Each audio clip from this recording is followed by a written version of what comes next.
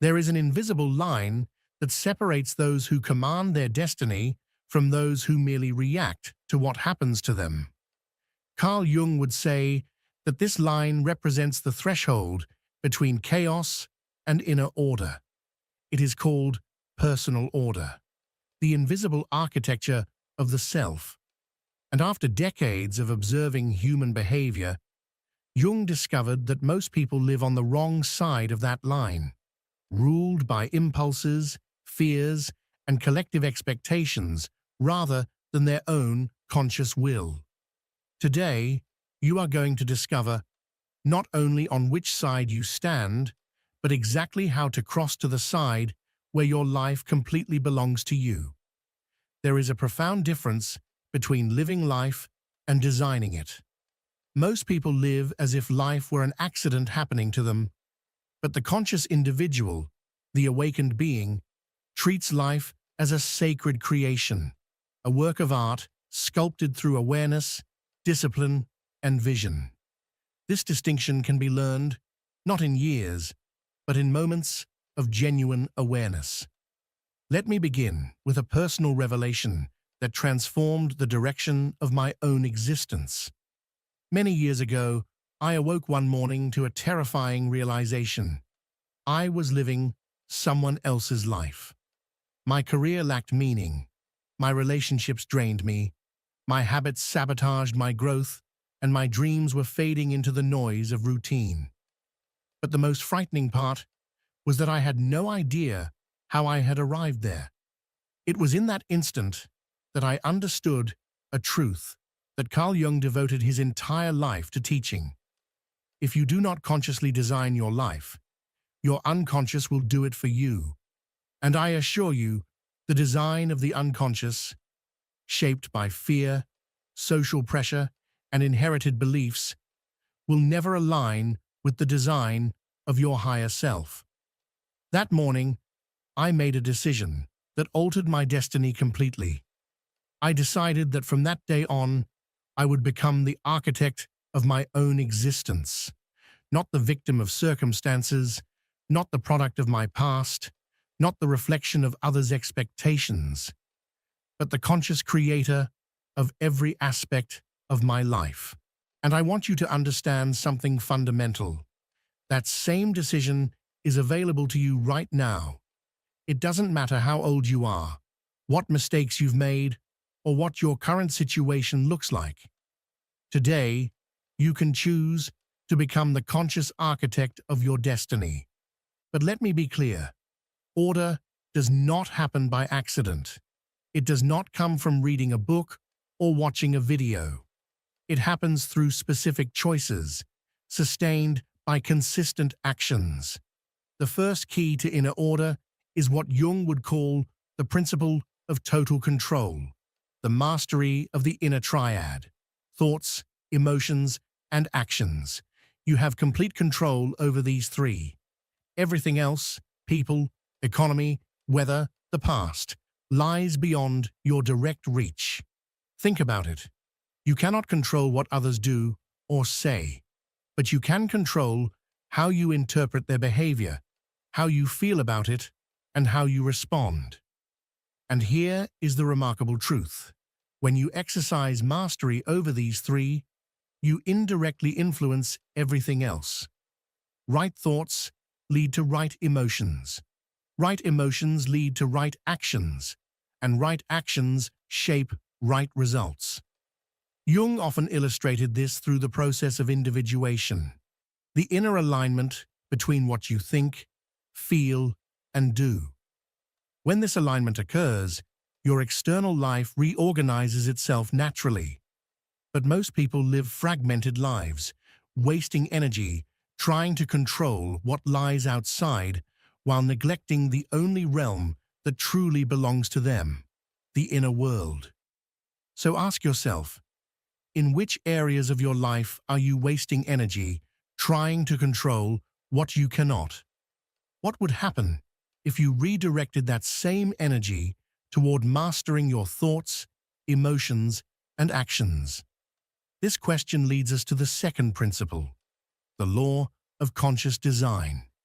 Your current life is the exact consequence of every decision you have made until now. If you dislike any aspect of it, the good news is that you can transform it by making new, deliberate decisions from this moment onward. But here lies the problem. Most people decide unconsciously. They react instead of creating. They live in psychological inertia, repeating patterns inherited from the past, never questioning their direction. Those who live extraordinary lives have cultivated what Jung would call conscious awareness, the ability to examine each decision through the lens of purpose. Every choice, no matter how small, is measured by a single question. Does this bring me closer or farther from the life I am meant to live? Think about your morning today. You made dozens of decisions: when to wake up, what to eat, how to dress, what mental attitude to carry into the day. Most people make these choices automatically, without reflection. But the conscious individual chooses deliberately, rising early to connect with silence, eating with awareness, dressing in alignment with their inner identity, and choosing a mindset that strengthens the spirit. Same decisions, completely different consciousness.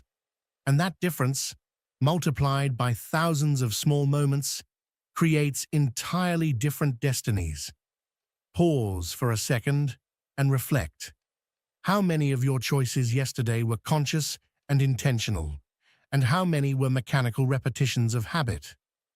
The third principle is what Jung would define as the rule of absolute clarity.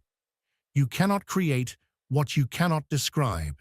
You cannot reach a destination that you cannot define. Vagueness is the silent enemy of achievement. One of the main reasons people feel lost is that they have no inner vision, no clear image of what they truly want. They say they want happiness, success, or peace, but cannot describe what that truly looks like for them.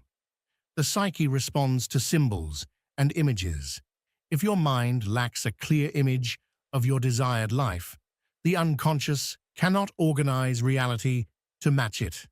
Clarity gives the soul direction. So, if your current life feels out of control, it's not because the universe is against you. It's because your vision is blurred. And the moment you define it, with precision and conviction, your inner world aligns with it, and the external world begins to follow. I am going to share an exercise that has literally transformed thousands of lives. Carl Jung called it the ideal life visualization. Imagine that 5 years have passed, and by some mysterious alignment of destiny, your life has become perfect in every meaningful aspect. Your personal life is exactly as you've always wanted it to be. Your professional path flows effortlessly in harmony with your purpose. Your financial state is abundant. Your spiritual connection is deep. Your body radiates vitality. Everything feels complete.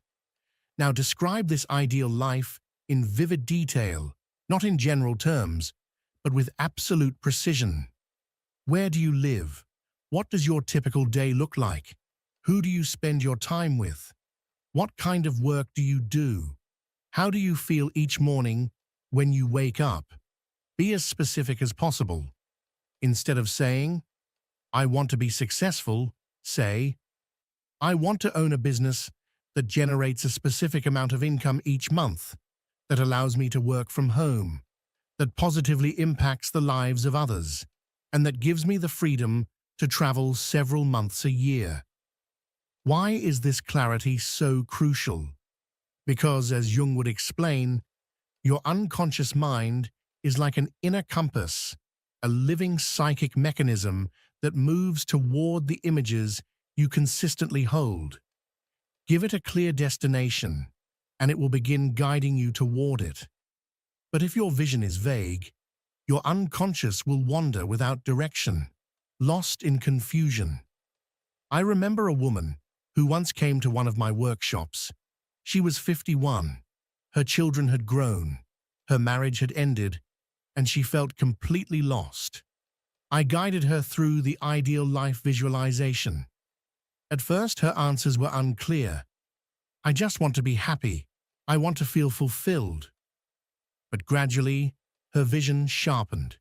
She realized she wanted to create a foundation to help divorced women rebuild their lives. She wanted to live near the ocean, to travel, to give lectures, and to write a book. Once that image crystallized in her mind, everything began to shift. Within 3 years, she had founded her organization, moved into a beautiful home by the sea, published her first book, and was traveling internationally as a speaker. Clarity had turned her from a victim of circumstances into the conscious creator of her destiny. Can you describe your ideal life in 5 years? If you can't, that is the first task you must complete. The next principle, as Jung would emphasize, is the law of progressive action, the process by which the unconscious turns vision into reality. Once you are clear about your destination, the next step is to create what Jung might call a symbolic roadmap. Divide your 5-year vision into yearly goals, your yearly goals into monthly objectives, your monthly objectives into weekly intentions, and your weekly intentions into specific daily actions. Most people fail to create the life they desire because they are overwhelmed by the distance between who they are and who they wish to become. They see the gap and freeze, unable to imagine how to bridge it. But those who achieve mastery understand a profound truth. Any dream, no matter how vast, is built one conscious action at a time. You do not construct a house by obsessing over the entire structure. You build it brick by brick, following a plan with faith and consistency. Let me share a personal example. Many years ago, when I decided to become an author and a lecturer known across the world, the distance between my present reality and that vision felt enormous. I was just a salesman with a modest education, with no experience in writing or public speaking. Yet instead of allowing the size of the dream to paralyze me, I divided it into small, tangible steps. My progressive action plan looked like this. In the first year, I would read 50 books on my subject and take a speaking course. In the second year, I would give 10 free talks and write my first article. In the third year, I would give 25 lectures and write 10 more articles. In the fourth, I would secure my first paid contracts and begin writing my first book. Each year had a purpose. Each month carried a direction. Each day contained a small action that brought me closer to that greater vision. After 15 years of consistent, deliberate effort, I had become exactly what I once envisioned: an internationally recognized author with dozens of published works and a speaker who had shared his message in more than 40 countries. This is how the unconscious transforms vision into matter, through clarity, persistence, and daily symbolic action. The power was never in having a big dream. The true power was in having a specific plan and following it consistently, one day at a time. You must have a progressive plan of action toward your ideal life. Do you know exactly what actions you will take this week to get closer to that life? Carl Jung taught that discipline is the bridge between the inner vision and its outer manifestation.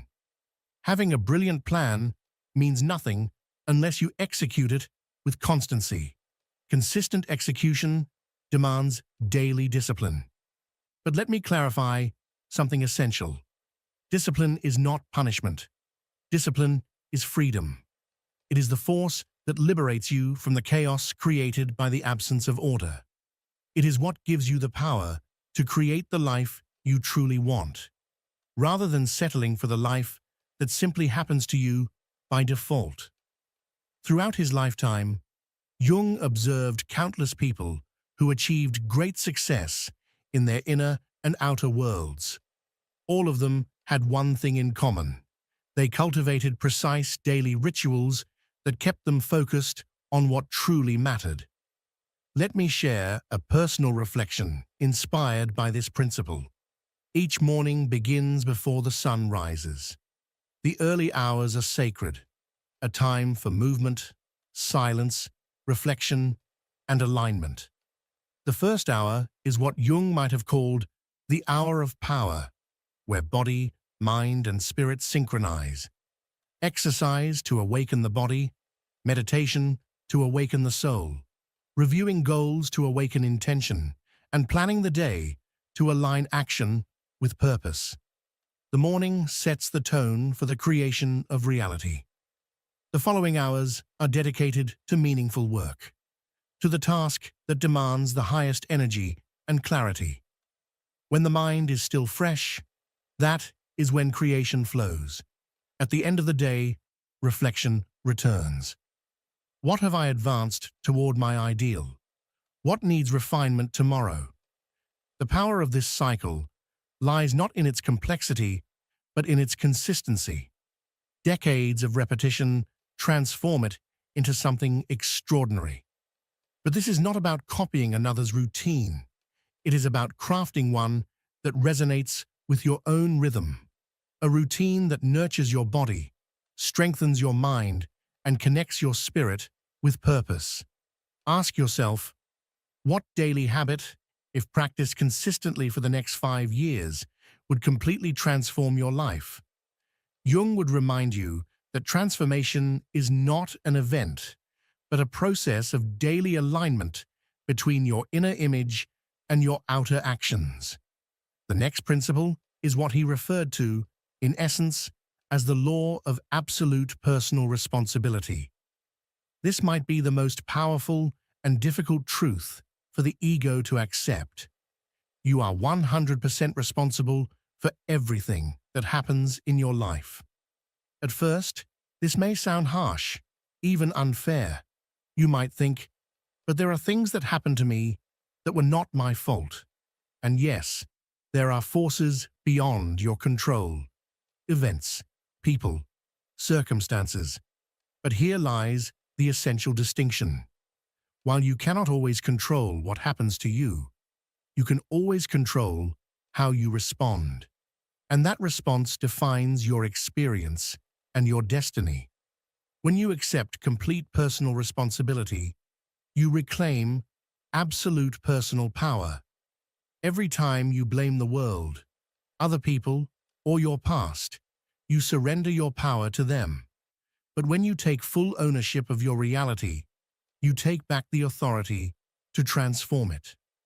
Jung often said that until you make the unconscious conscious, it will direct your life, and you will call it fate. Accepting responsibility is the act of making the unconscious conscious, recognizing that your reactions, your choices, your attitudes are the true creators of your experience. There was once a woman who had lost everything: her marriage, her job, her sense of direction. She could have remained trapped in bitterness, but she chose instead to ask herself, what can I learn from this? How can this pain serve my growth? That single shift of consciousness changed everything. She began to rebuild, not from desperation, but from awareness. Over time, she not only healed her wounds, but became a source of healing for others. The difference was never in what happened to her, it was in how she responded to it. That is the secret most people miss. Your freedom begins the moment you stop blaming and start creating. Now we reach what Jung might call the rule of singular focus. In a world overflowing with distractions, your ability to concentrate on what truly matters becomes your greatest competitive advantage. Not in business or success, but in consciousness. Most people live scattered, their energy diffused across countless desires and fears. They are constantly busy, yet rarely fulfilled, always moving, yet seldom progressing toward anything meaningful. Those who shape their future possess a rare ability to direct their attention like a laser toward their highest priorities and to ignore everything that does not serve that vision. They understand that focus is power, and that power, when divided, is power lost. So ask yourself, what would happen if you devoted all your focus, all your energy, and all your intention toward one single goal? The goal that your soul keeps whispering to you. Jung believed that when a person unites their consciousness with a clear purpose, the entire psyche reorganizes itself to make that purpose real. Discipline, responsibility, and focus are not external virtues. They are spiritual technologies. They align your inner world with the outer one. They transform chaos into order, potential into creation, and desire into manifestation. And when you live by them, you no longer chase your destiny, you become it.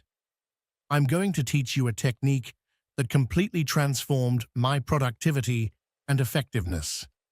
Carl Jung called it the technique of single priority. Every morning, before doing anything else, I identify the most important task I can complete that day. The one that, if accomplished, will have the greatest positive impact on my life and my purpose. Then I devote myself to that task with total focus until it's finished, no matter how long it takes. I don't check emails, I don't answer calls, I don't get lost in minor distractions. I work solely on that one priority until it's done. The result of this practice has been extraordinary. By completing one meaningful task each day, I've achieved more in the last 10 years than I did in the 20 years before. But let me warn you about something Jung often emphasized. Our society is built to fragment your attention. Your phone, your computer, social media, the news, even the people around you, are constantly fighting for your mind. If you do not consciously protect your focus, it will be consumed by external forces. So, ask yourself, what is your technique for protecting your focus? How do you make sure you dedicate your time to the things that truly shape your destiny? Jung taught that where your attention goes, your energy flows, and where your energy flows, your reality expands. The eighth principle is the law of continuous growth. Your life does not improve by accident. It improves through intention. And that intention must include a lifelong commitment to learning and expansion. Here lies a truth many resist. If you're not growing, you're decaying. There is no middle ground. The world moves so fast that staying the same is, in fact, falling behind. Those who hold control over their destiny understand they must constantly evolve, learning new skills, expanding their perception, and pushing beyond the boundaries of comfort. For over 40 years, I've read 2 books a week on average. I've attended seminars, worked with mentors, and invested tens of thousands of dollars in my education and personal evolution. Every new idea, every new skill has expanded my ability to create value and shape my own fate. But it's not about learning for the sake of learning. It's about learning with direction. It's about developing the kind of knowledge that brings you closer to your purpose. It's about growing in ways that multiply your potential and deepen your self-mastery. So, here's a challenge for you. Commit to learning something new every day for the next 30 days. It could be reading a chapter of a book aligned with your goals, watching an educational video, or practicing a skill for 30 minutes. By the end of those 30 days, you'll have knowledge and abilities you didn't possess before. And those new abilities will open new doors, and with each door, more control over your future. Ask yourself, what single skill, if developed in the next 6 months, would have the greatest positive impact on your life? The ninth principle is the law of strategic relationships. Nothing meaningful is ever achieved in isolation. Your network of connections defines, to a great extent, your network of opportunities. But let me be clear, this isn't about using people or superficial networking. It's about building genuine, mutually empowering relationships with individuals who share your values and your pursuit of excellence. Those who consciously shape their destiny surround themselves with others who are also devoted to growth and success. They seek mentors who have walked the path they aspire to follow. They partner with peers who challenge them to rise higher. And they distance themselves from those who drain their energy, who complain, or who see problems instead of possibilities. Years ago, I made a conscious choice to spend time only with people who were positive, growing, and ambitious. I stopped associating with those who blamed others, who complained endlessly, or who showed no interest in evolving. That single decision transformed my entire experience of life. When you surround yourself with successful and optimistic people, their energy becomes contagious. You begin to think like them, act like them, and eventually achieve similar results. Make an honest evaluation of the 5 people you spend the most time with. Do they inspire you to be better? Do they challenge you to grow? Do they share your values and your commitment to excellence? If the answer is no, then it's time for some difficult but necessary changes in your social circle. What kind of people do you need to spend more time with to accelerate your journey toward your purpose? The 10th principle is the practice of active gratitude. It might sound simple, but gratitude is one of the most powerful forces for creating an extraordinary life. Not passive gratitude, not just recognizing that good things exist in your life, but active gratitude, consciously seeking and celebrating every sign of progress, every hidden blessing. Active gratitude, Jung would say, aligns the conscious and unconscious mind. It rewires your perception, allowing you to see abundance where you once saw lack. It transforms your energy, your focus, and eventually, your destiny. Second, it gives you emotional energy and momentum to keep moving toward your goals. Third, it places your mind in a state that attracts more positive experiences. Every night before I go to sleep, I write down 3 specific things that went well that day and for which I feel truly grateful.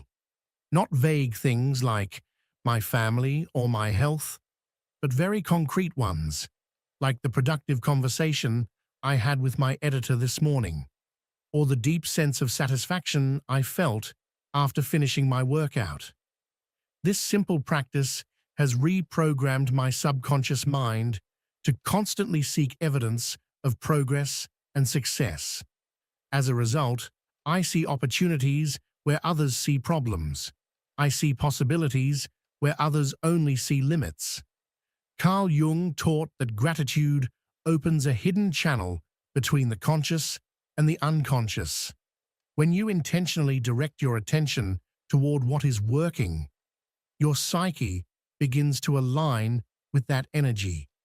You stop identifying with lack and start identifying with abundance.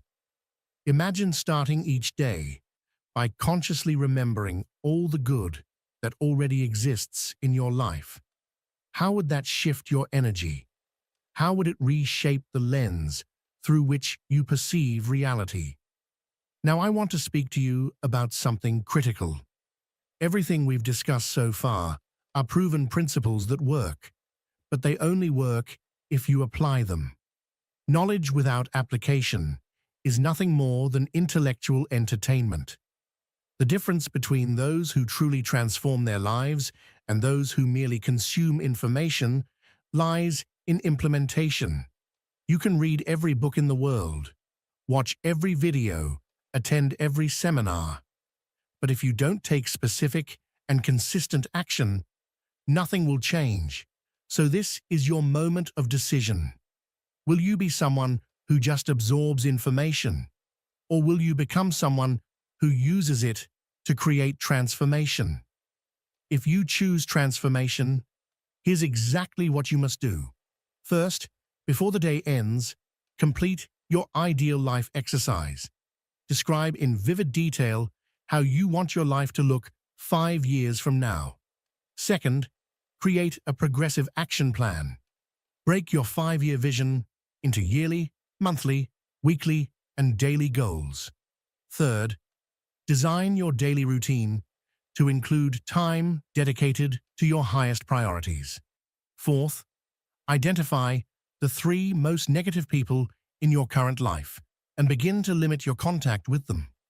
Fifth, identify 3 of the most positive and successful individuals you can reach out to and find ways to spend more time with them. But above all, take action today, not tomorrow, not next week, today. Take one specific action, no matter how small, that moves you closer to the life you want to create. Remember, motivation gets you started, but habit keeps you moving. And habits are born through the consistent repetition of specific actions. Your life won't change because you watch this video. It will change because you take the ideas from it and turn them into daily action. It will change because you decide that you deserve an extraordinary life and are willing to do the inner and outer work required to create it. Are you ready for that transformation? Are you ready to take full control of your life and consciously design your future? If your answer is yes, then your journey begins right now. Not when you feel more motivated, not when you have more time, not when everything is perfect, but now. Because here lies the ultimate truth that Carl Jung discovered after decades of studying the human soul. There is no perfect moment to begin. There is only this one. And this moment is all you need to take the first step toward the extraordinary life you were meant to live.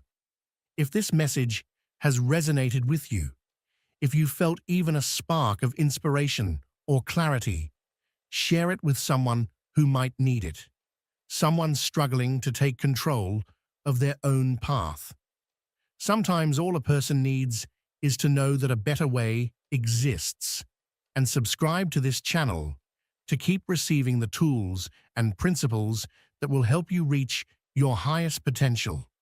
Turn on the notification bell so you won't miss any of the upcoming reflections, where I'll continue sharing with you the teachings that can completely transform your experience of life. But before you go, I want to leave you with a truth that has guided my own life and can change yours forever. You are not here by accident. You are not here to live an average life or to settle for less than what you truly desire. You are here to create something extraordinary. And the only difference between where you are now and where you want to be lies in the decisions you make and the actions you take from this moment forward. Your ideal life is not an unreachable dream. It is a completely attainable reality if you are willing to design it consciously, work toward it consistently, and never, ever give up. Remember, you are just one decision away from transforming your entire existence. Decide now. Act today. Do you believe you have real friends? People who care about you with no hidden agenda? Who stand by you without expecting anything in return?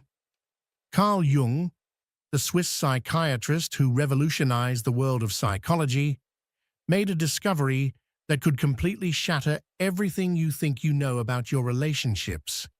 Beneath every smile, every kind gesture, every friendly word, there might be a much darker truth lurking in the shadows. Because the truth is, most people are not showing you who they really are. Jung uncovered the psychological mechanisms that make genuine friendship not just rare, but almost impossible in a world where everyone is constantly performing. And once you understand this, it could completely transform the way you see the people around you forever.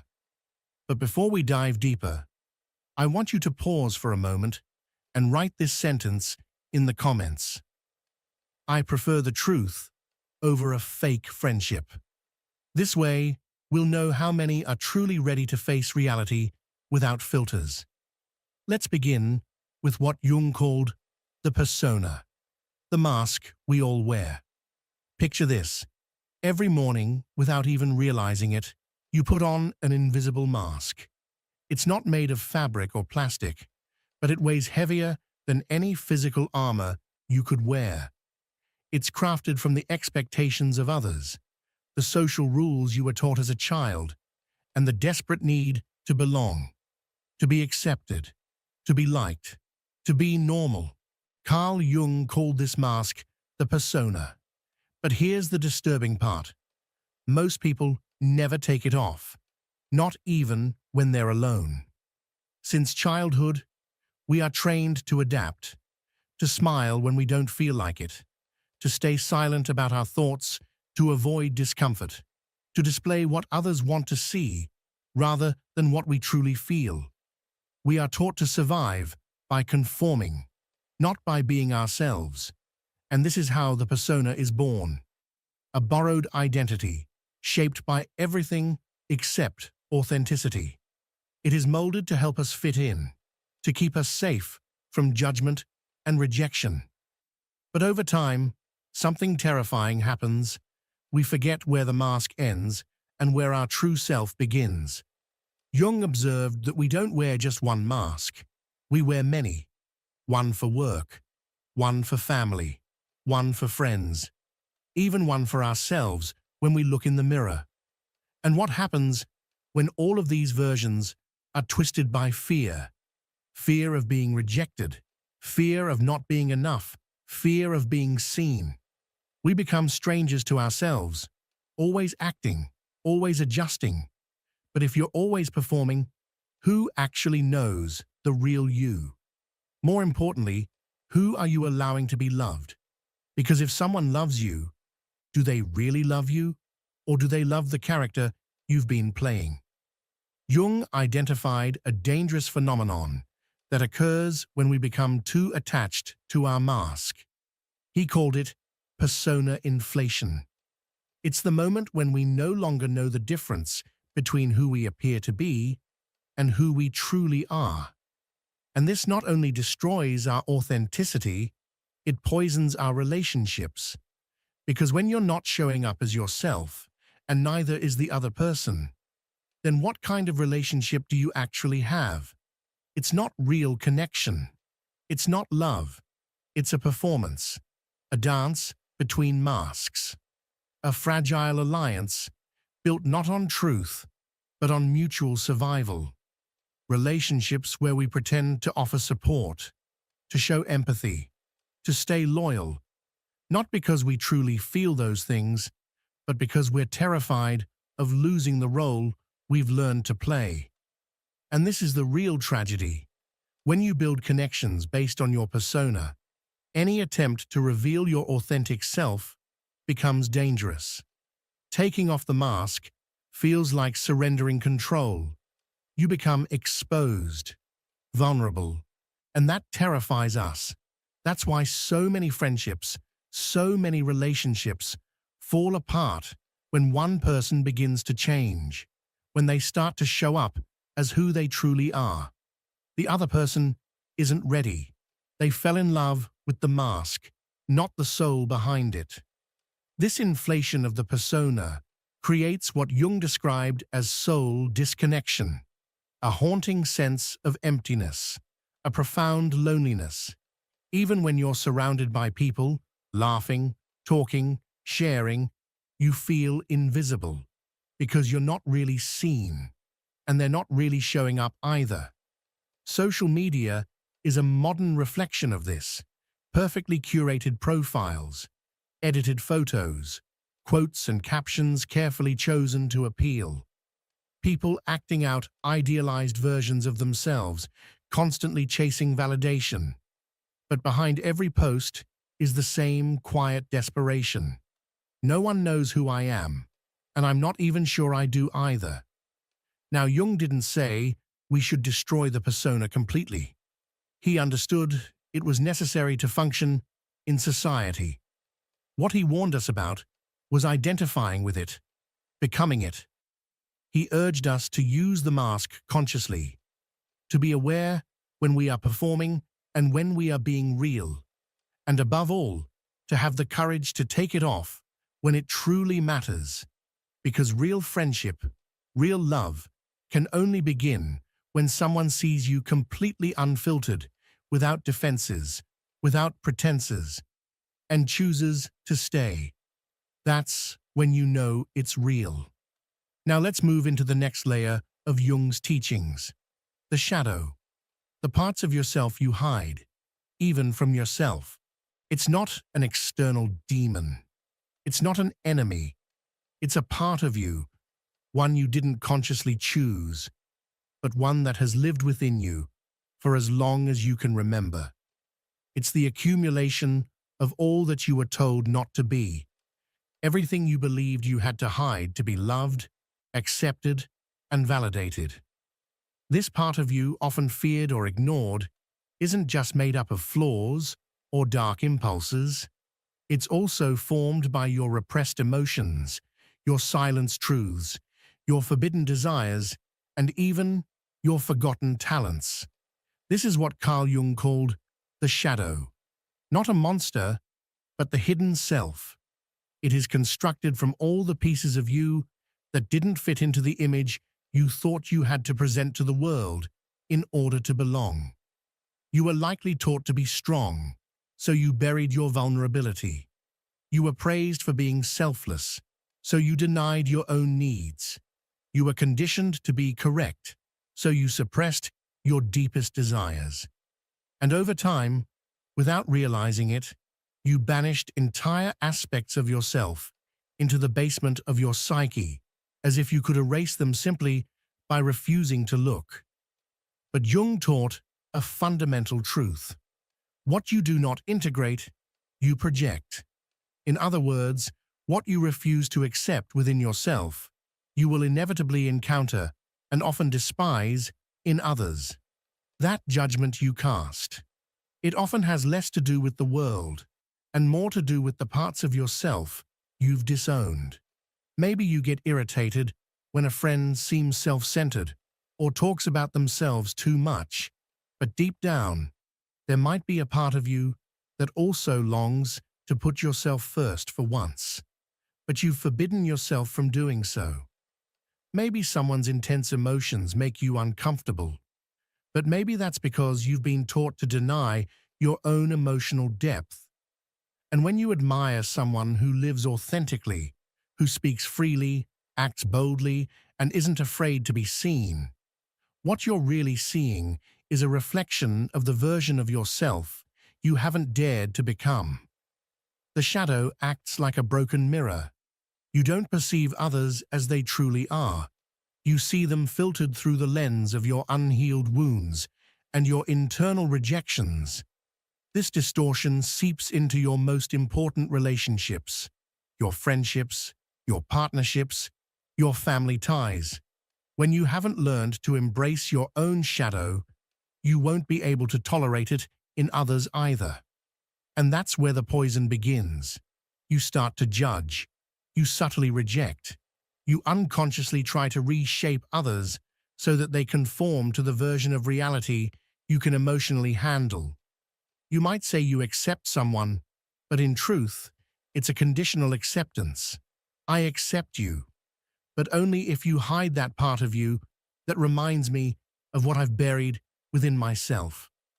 This unspoken deal begins to erode authenticity, and eventually it corrodes the relationship.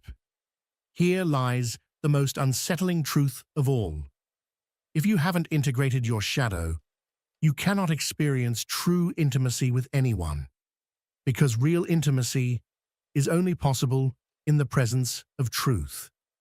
And if you're too afraid to show your shadow, or too afraid to witness it in someone else, what you're engaging in isn't genuine connection. It's a mutual performance, a silent agreement to keep certain parts of yourselves hidden, all in the name of being acceptable. You wear a mask, and so do they. You both smile, both play your roles, and on the surface, it looks like closeness. But underneath, there's a hollow space where truth should live. To truly connect with yourself or with others, you must be willing to turn toward the parts of you that you've exiled. You must summon the courage to see your own darkness, not as a threat, but as a doorway. You must realize that wholeness does not come from perfection, but from integration. The path to becoming fully human requires that you reclaim all the pieces of yourself, the broken ones, the unwanted ones, the ones that scare you, the ones you've neglected. Not to let them rule you, but to stop letting them rule you from the shadows. Only when you can look in the mirror and say, yes, this is me, light and dark, beautiful and flawed, sacred and wounded. Only then will you be able to look at someone else and offer them the same grace. And only then will love, intimacy, and authenticity stop being things you chase and start being things you embody.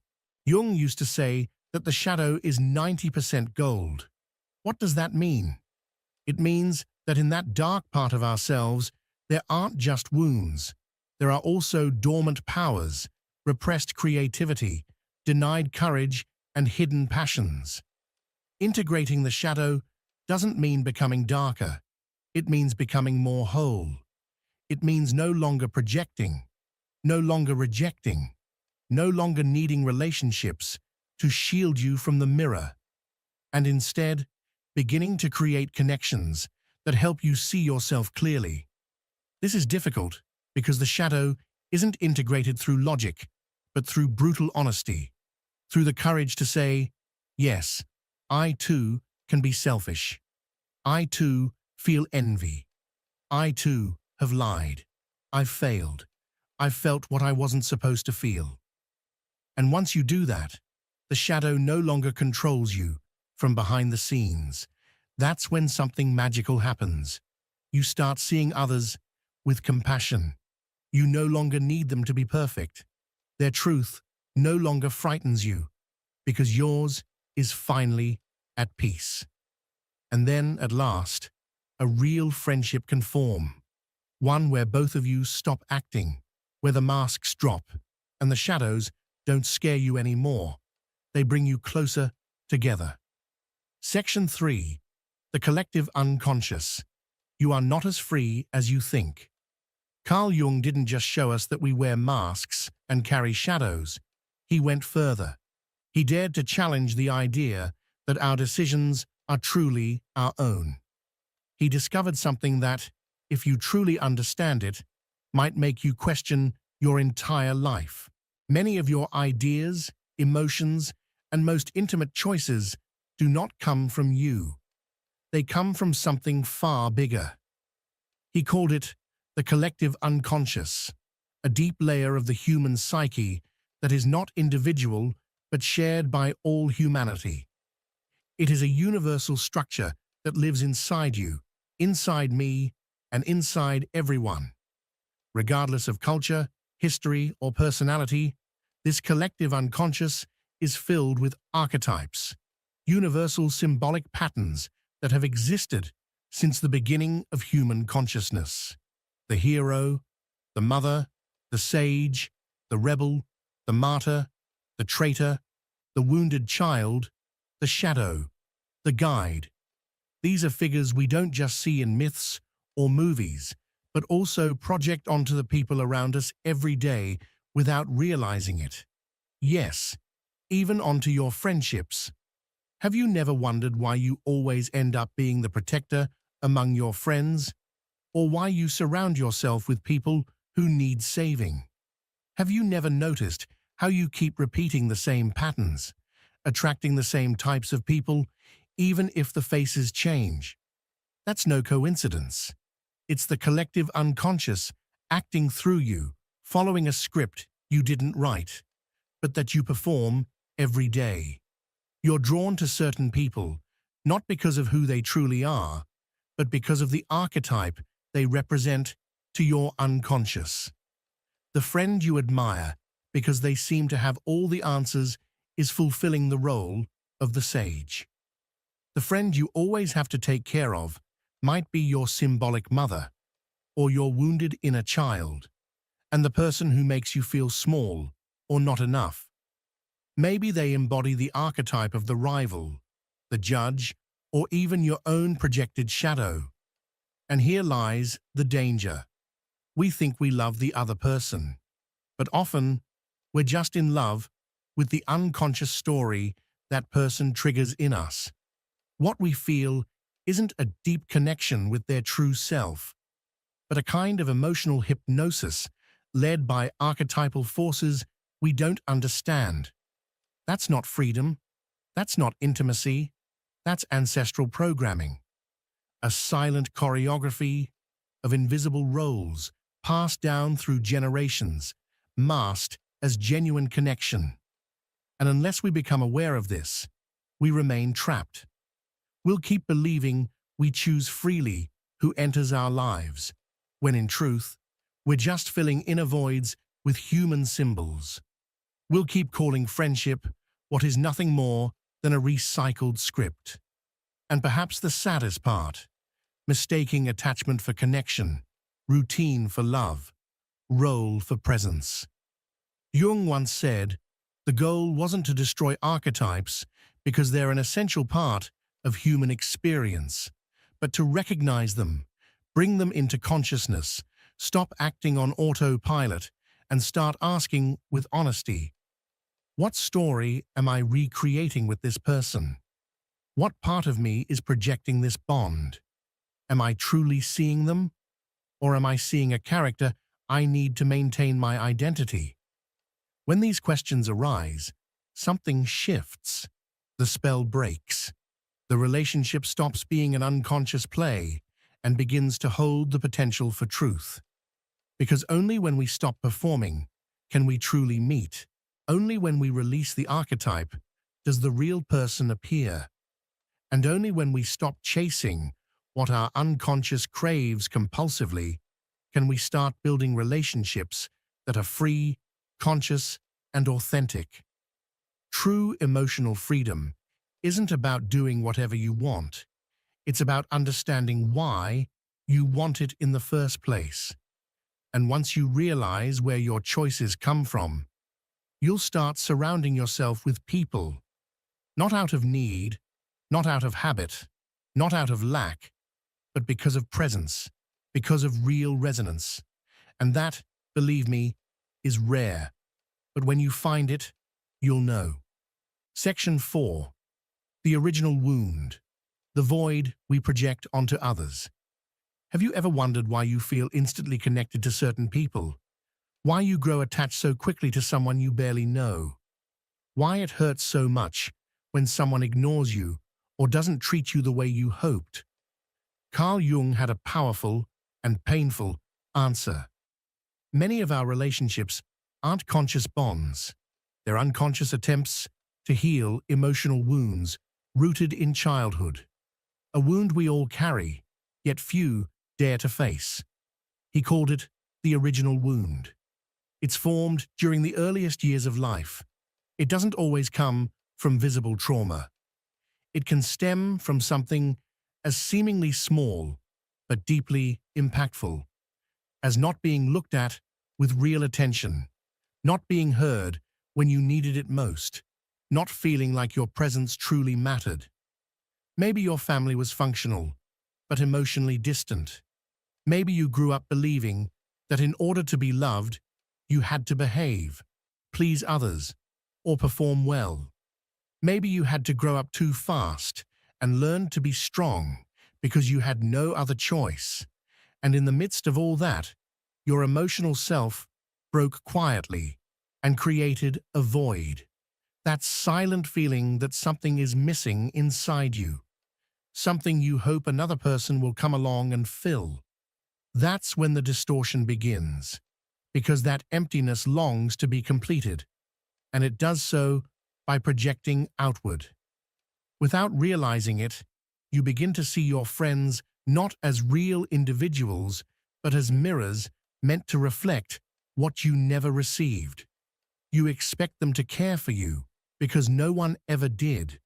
You seek their validation because you were taught to question your worth, to always have them available because you learned early on that abandonment was inevitable, to be loved unconditionally because you never really knew if you were enough. And here's the problem. When you enter a friendship from a wounded place, the relationship isn't born from freedom, but from lack. You don't choose the other person for who they truly are, but for the unconscious promise that they'll fill your emptiness. And when that person inevitably fails, because no one can carry a wound that doesn't belong to them, frustration sets in. You feel betrayed, disappointed, even wounded all over again. And without realizing it, you repeat the cycle over and over. Jung said that the most destructive relationships aren't the ones full of conflict, but the ones built on unresolved emotional projections, because they trick us into thinking we're healing, when in fact we're just hiding the wound behind a mask of connection. So then, what's the way out? It's not about stopping our connections with others. It's about becoming aware of our original wound, looking at it with compassion, and no longer asking others to fix it. Only when you start giving yourself what you always hope to receive from others, relationships stop being desperate needs and become genuine encounters.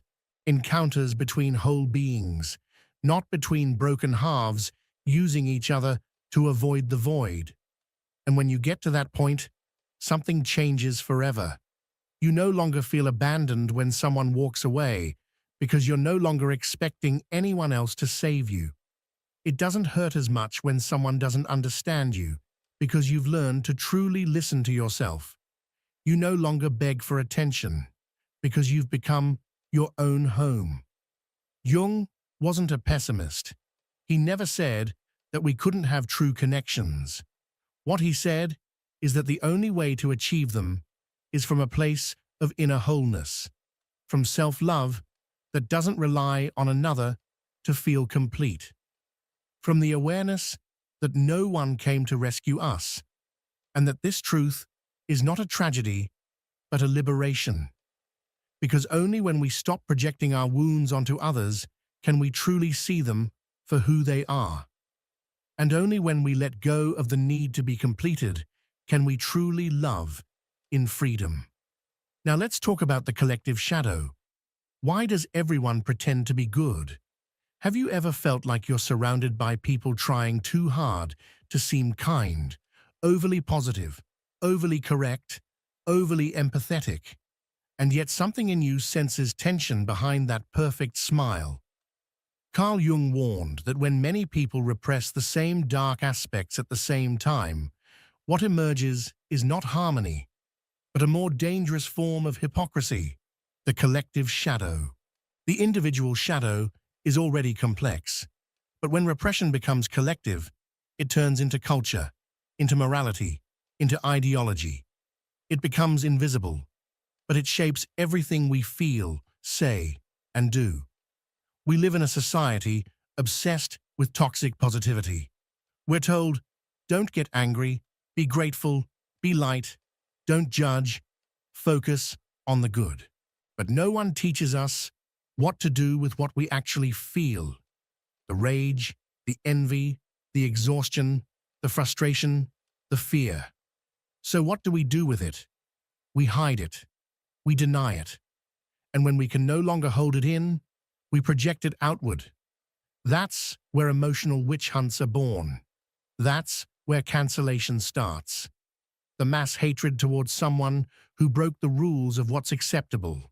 The actor who made a mistake. The influencer who showed their vulnerability. The friend who said something uncomfortable. And suddenly, everyone attacks. Everyone judges. Sounds familiar? Jung would say, that person isn't the problem.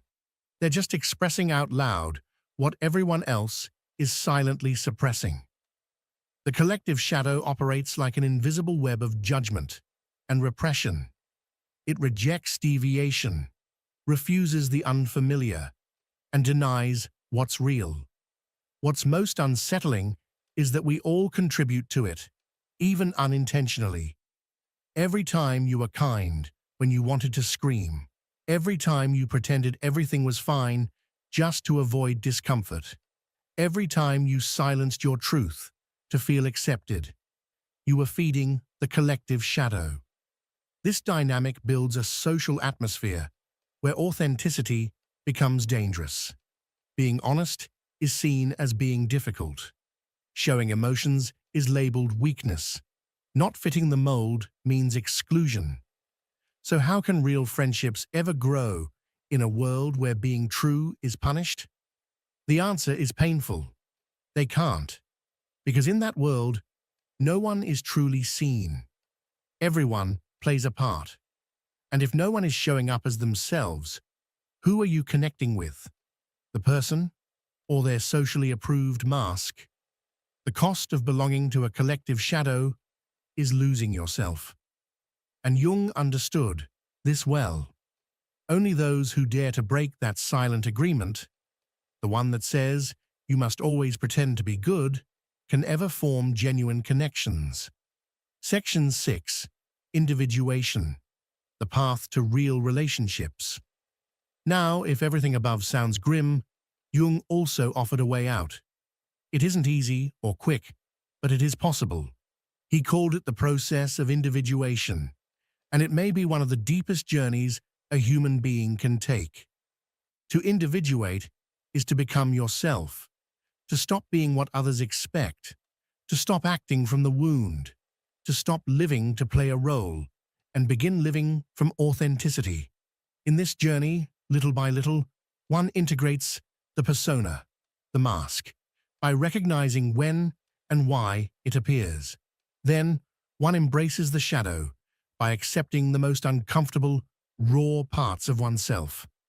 Finally, one enters into conscious relationship with the collective unconscious, learning to honor archetypes without being trapped by them. It's a spiritual, psychological, and deeply transformative path. And here's the most powerful truth. Only someone who has begun this process can love without needing, stay without possessing, and give without depending. Because they no longer seek in others what they lack. They no longer demand that friendship saves them. They no longer project their shadow onto their relationships. And that's why they can finally look into someone's eyes and say, I see you. No masks, no roles, no illusions. A friendship born from individuation is far from perfect, but that's precisely what makes it real. It doesn't seek to fit into the mold of society's expectations. It doesn't need to look flawless or polished to be valuable. Instead, it's raw, it's imperfect, it's profoundly human, and that's why it's true. As Carl Jung once said, what you deny submits you. What you accept transforms you. This is not just a philosophical idea. It's a fundamental truth about the self and the foundation of any genuine relationship.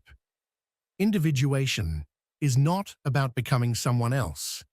It's about returning to who you've always been, beneath the noise, beneath the layers of conditioning, defense mechanisms, inherited beliefs, and unconscious roles. It's the process of accepting every fragmented part of yourself, your light and your shadow, without running from the discomfort. Because only when you stop rejecting who you are can you stop being ruled by what you don't recognize. And only when you live from that inner alignment can you truly share your life with another person without needing them to complete you, because you're already whole. So does this mean that you can't have true friends unless you've fully individuated? Not at all. But it does mean that authentic friendship begins with inner work. It begins with you. It begins when you stop hiding behind the socially acceptable mask you've worn to survive, and you dare to show your true face, even if it's flawed, even if it's vulnerable. It begins when you're brave enough to meet yourself in your own darkness, to see the parts you've rejected, to hear the voice beneath the noise.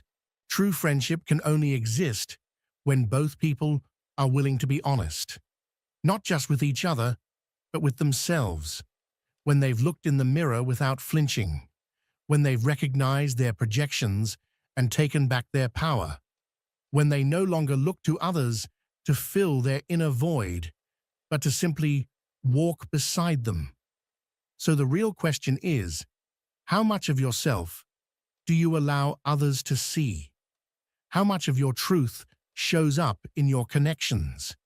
Are your friends really relating to you, or are they just bonding with the character you've created to feel accepted? Does anyone truly know your essence, or have they only met your mask? And if that question makes you uncomfortable, that's okay. That discomfort is the doorway to something deeper, because only when we're willing to get radically honest can we start to form the kind of relationships that nourish our soul rather than feed our illusions. So I invite you to make a decision, not for anyone else, but for you. Decide to take off the mask, not because it's easy, but because it's the only way to experience real connection. Decide to show up as you are, not who you think others want you to be. If you're ready to form friendships rooted in truth, not performance, then take the first step. Meet yourself. And if this message resonated with something deep inside you, if it felt like something you've always known but never had the words to express, then I invite you to join this space. Subscribe, turn on the bell, and walk with us as we explore more reflections that don't just inform, but transform. Keep your mindset strong, your heart open, and your soul anchored in authenticity. Because real freedom begins where the mask ends. Sometimes, the soul begins to act in mysterious ways. You wake up before dawn for no reason. You sense an invisible presence watching you. And strangely, it doesn't scare you. You start to pull away from people without any explanation. And there are days when you cry without feeling sad, or laugh without knowing why. Your logical mind tries to make sense of it all, to find a reason, but nothing fits. It's not just a bad day. It's not about your past or some kind of fatigue. This is something very few people experience with awareness. It's as if a silent force is gently pulling you away from the mold of everything you've known and pushing you toward a life that you still don't understand.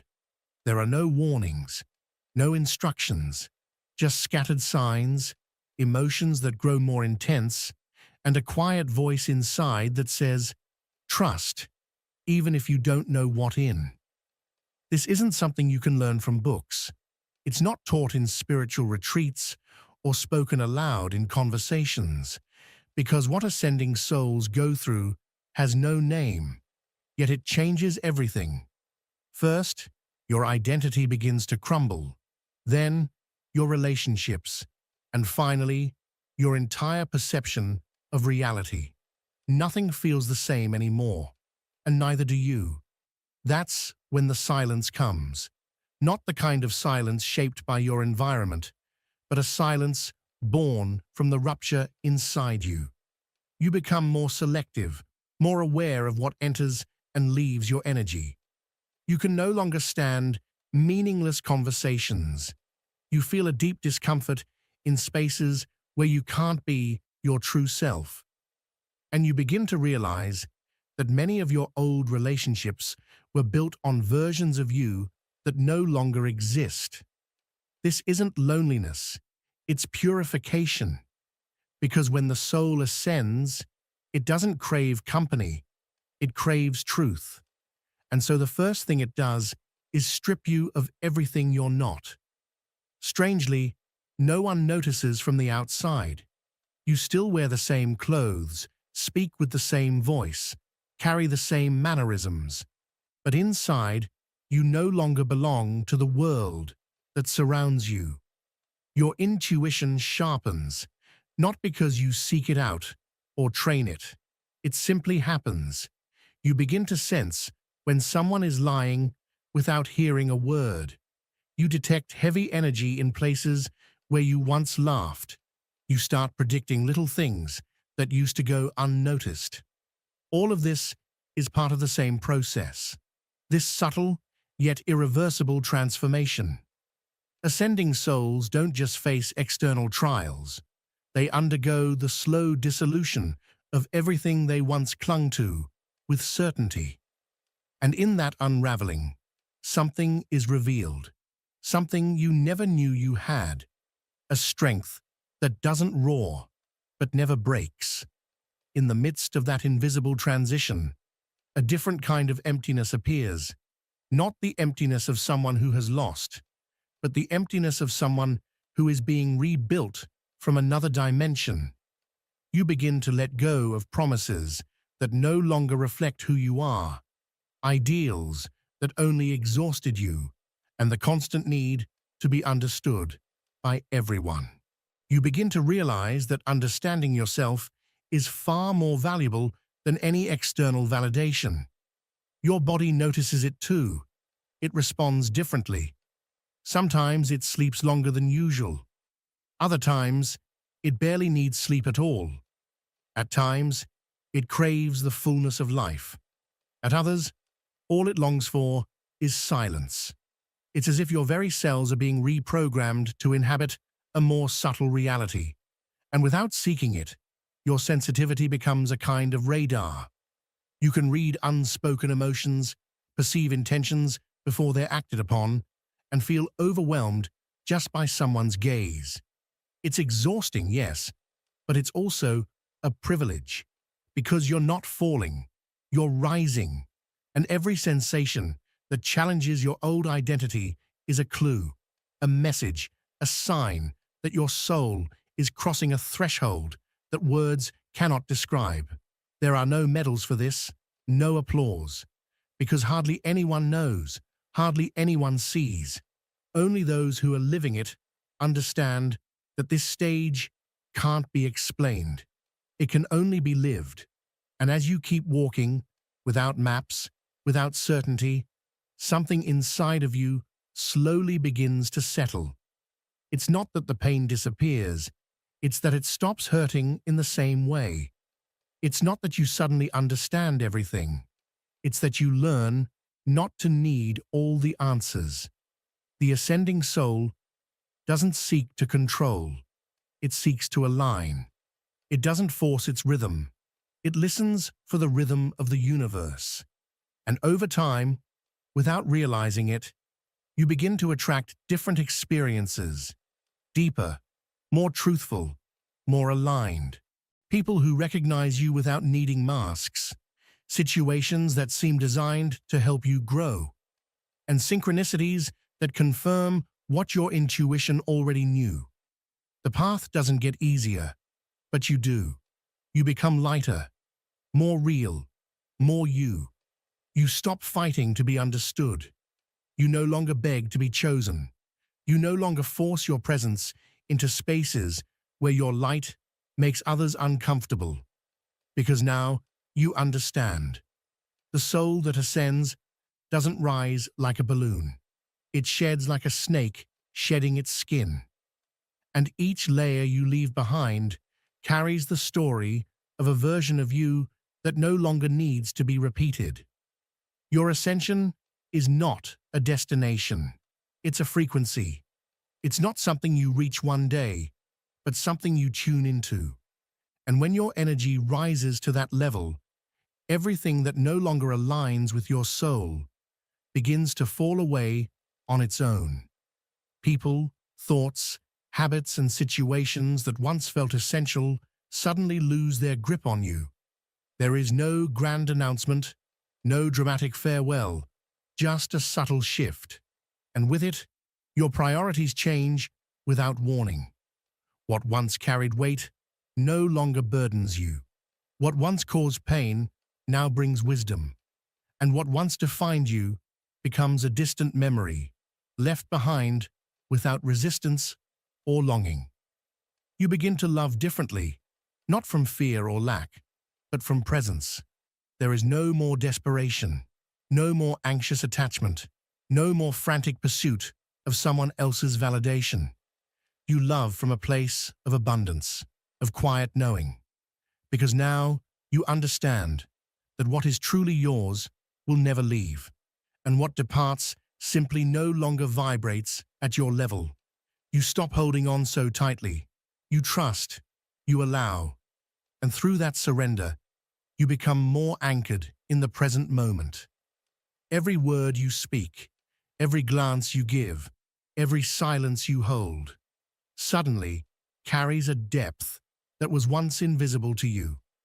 Life, in all its simplicity, becomes sacred. It's not that the world changed, it's that your eyes did.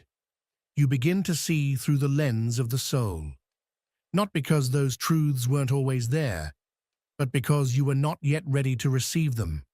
You were not yet open enough, soft enough, aligned enough to perceive them. And then it happens, the silent transformation, the kind that has no witnesses, the subtle death of the persona, the quiet rebirth that reshapes everything without needing to shout. When a soul ascends, it does not need to convince anyone. There's no need for approval or proof. You feel it in your presence, in your gaze, in your energy. It's in the way you exist, without imposing, but still leave an unmistakable mark. What you once sought outside of yourself now flows from within. Peace is no longer something you chase. It becomes the ground you walk on. Direction no longer comes from others' opinions, but from a soft inner compass that always knew the way. Even if you can't explain where you're going, there's a quiet certainty that you're walking towards something greater.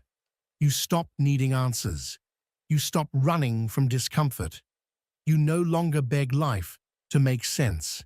You simply trust. And in that trust, you step into who you were always meant to be. Not someone new, but someone real, whole, ready. And then something unexpected happens. You stop wanting to go back. Not out of rejection, but out of reverence. You honor the version of you that carried the doubts, the silence, the breaking points. The version that kept going when no one noticed.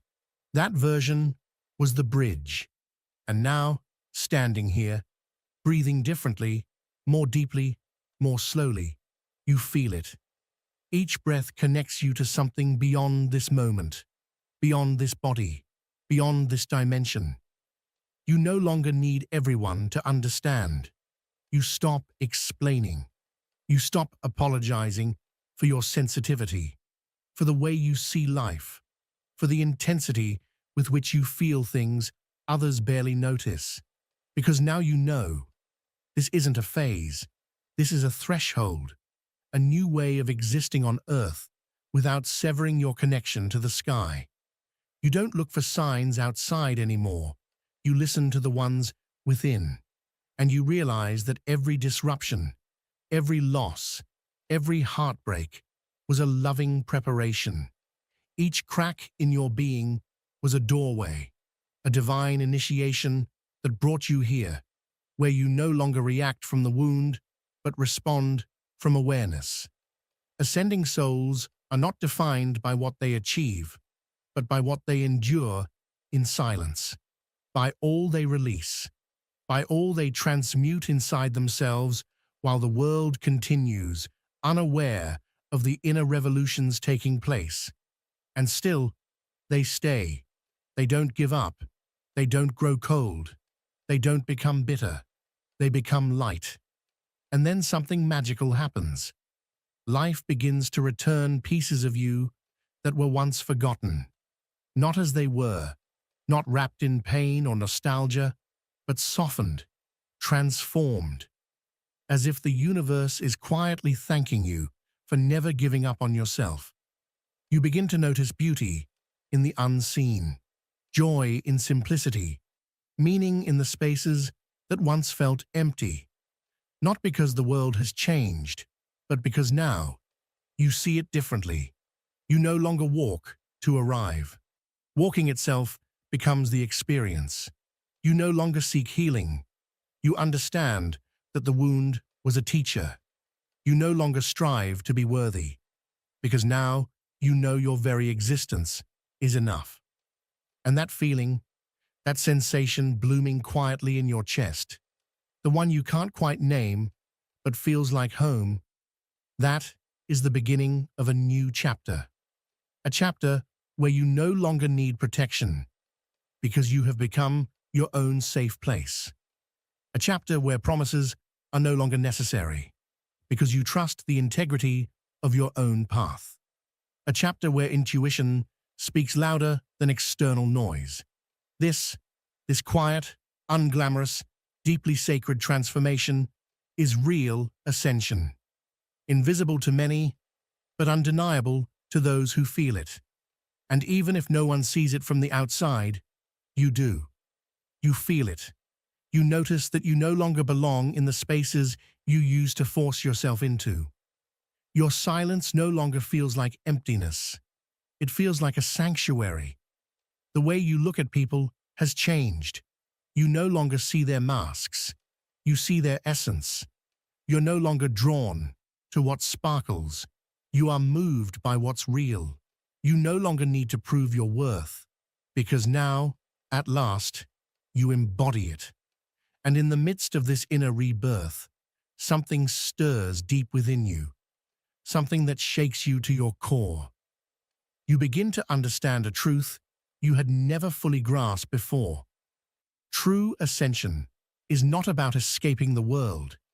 It's a sacred way of remaining in it, without being contaminated, without losing yourself, without betraying who you are. You begin to live with your soul at the forefront, making decisions that may seem small to others, but silently transform everything within you. You begin to choose silence where once you screamed. You begin to say no where once you swallowed your truth. You close doors without hate, and you open yourself to the unknown without fear. There's a depth that's slowly awakening inside you, a wisdom that doesn't come from books or mentors or rules, but rises naturally the moment you stop running from yourself. Because only those who have walked through fire understand what it means to hold peace in their hands. And now, you can do it too. Not because everything in your life is finally fixed, but because you no longer need to be in control to feel safe. You've returned to yourself. And even if the world doesn't see it or celebrate it, that return changes absolutely everything. In that homecoming, you begin to understand the things you once resented. You start to see that every loss was an act of love disguised as pain. That every waiting period was a quiet lesson in trust. That every heartbreak didn't destroy you, but created the perfect space for something more real to be born. You no longer live out of obligation. You live out of truth. You're no longer defined by what you do or by who approves of you. You're defined by the peace that radiates from within when you show up as your truest self, unfiltered, unapologetic. And that peace, that stillness you never knew you could feel, is the clearest sign that you've ascended. Not upward, but inward. You've stepped away from the noise. You've stepped away from the mask. You've stepped away from the scripted version of life that you were taught to perform. Now, you speak from a different place. You feel from a deeper layer. You love from a higher frequency. And yes, some people might not understand you anymore. And that's okay, because you no longer need to be understood in order to feel peace. You only need to remain loyal to yourself. And in that profoundly intimate act, so subtle the world may never notice, your soul begins to shine brighter than ever before. Not out of ego, not for praise, but from a deep, unshakable alignment with your essence. That harmony between who you truly are and how you live. That's what no one tells you about the soul's ascension. That's what most people never realize is happening until they feel it for themselves. So if you've made it this far, it's because something in you already knew. It recognized the message before the words were even spoken. What you're feeling isn't confusion, it's awakening. And this silent, invisible process you're going through, it's not a punishment, it's preparation. Your soul chose this path, and though it may hurt, though you may feel alone at times, you are being guided. So don't stop now. Don't shrink to fit back into places you've already outgrown. Don't dull your light to match someone else's comfort. Your light is not a mistake. It's a calling. If something in these words awakens something deep within you, I invite you to come closer, to subscribe to the channel, because this space isn't here to feed your ego. It exists to awaken what your soul came to remember. It's not about fads or distractions. It's about returning to the truth that has always lived within you, silently waiting for the right moment to be heard again. And now I want to ask you, are you feeling it? Are you starting to notice the signs? Maybe it's a quiet discomfort with everything that once made sense. Maybe it's the strange need to let go of certain people, places, or routines, not out of anger, but because they no longer resonate with the person you're becoming. It's as if your soul is shedding an old skin, preparing to inhabit a new one. And even if you can't explain it, know that something deep is changing within you. If this speaks to you, if this message touches a part of you that words can't define, leave me a comment. Let me know that you're feeling it too. Let me know that you recognize the signs, that you sense your transformation, that you've begun to listen to your inner voice, even if the outside world doesn't understand it yet. And please share this message with someone you know who is also awakening. Sometimes we just need a sign, a reminder that we're not going crazy, a moment that confirms we're not walking this path alone.